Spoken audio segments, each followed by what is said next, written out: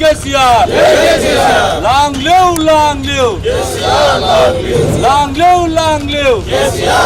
Live జై కేసీఆర్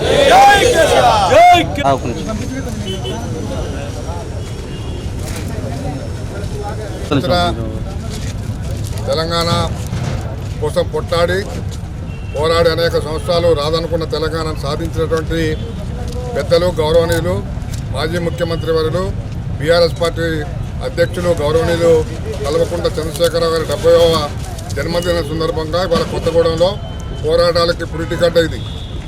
ఈ యొక్క గడ్డ మీద తెలంగాణ కోసం పోరాటం చేసినటువంటి అనేక మంది తెలంగాణ వాదులందరం కూడా ఇవాళ ఆయన యొక్క పుట్టినరోజును ఘనంగా జరపాలని చెప్పి ఇక్కడ కార్యక్రమం తీసుకున్నాం.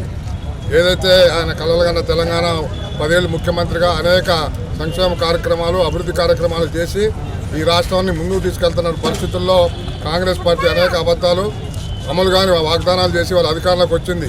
ఇవాళ చూస్తూ ఉన్నాం కొత్తగూడెంలో కానీ ఎక్కడైనా రాష్ట్రంలో విపరీతంగా ఎవరికి కూడా చెప్పకుండా పవర్ కట్ ఉంది. మరి ఆసరా పింఛన్లు 2 నెలలకు ఒకసారి కూడా రావట్లేదు.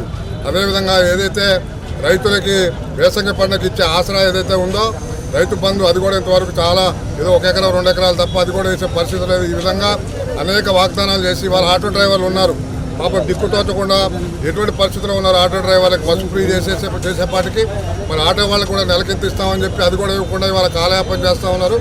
ఈ కాంగ్రెస్ పార్టీకి బుద్ధి చెప్పాలా. రేపు రాబోయే పార్లమెంట్ ఎన్నికల్లో మళ్ళీ బీఆర్ఎస్ పార్టీని గెలిపిస్తేనే మీకు కేంద్రంలో బీజేపీ ఏ విధంగా బీజేపీ గ్యారంటీగా కేంద్రంలో వస్తుంది. అక్కడ ఏదైనా పనులు కావాలంటే టీఆర్ఎస్ పార్టీ అధికారంలో వస్తే తప్ప ఇక్కడ మళ్ళా పార్లమెంట్ అభ్యర్థులు గెలవకపోతే అక్కడ కాంగ్రెస్ పార్టీ చెప్తే బీజేపీ లేదు కాబట్టి ఇక్కడ బీఆర్ఎస్ పార్టీ గెలవాల్సిన అవసరం ఉంది.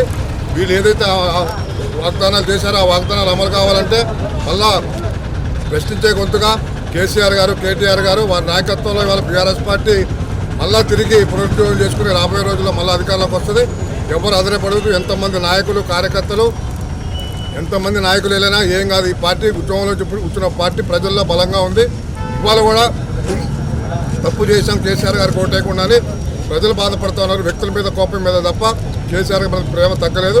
కాబట్టి రాబోయే రోజుల్లో ఇంకా ఉత్సాహంతో కేసీఆర్ గారు పనిచేసి ఇంకా ఆరోగ్యవంతంగా ఇంకా తిరిగి మళ్ళీ ఈ రాష్ట్రంలో టీఆర్ఎస్ పార్టీని తీసుకొచ్చి పేదవాడి అభివృద్ధి కోసం పనిచేయాలని చెప్పి ఆయనకు ఆరోగ్యాలు ఇవ్వాలని చెప్పి ఆ భగవంతుని మనస్ఫూర్తిగా కోరుకుంటా ఉన్నాం. జై కేసీఆర్, జై జై కేసీఆర్. నీకేం కాదు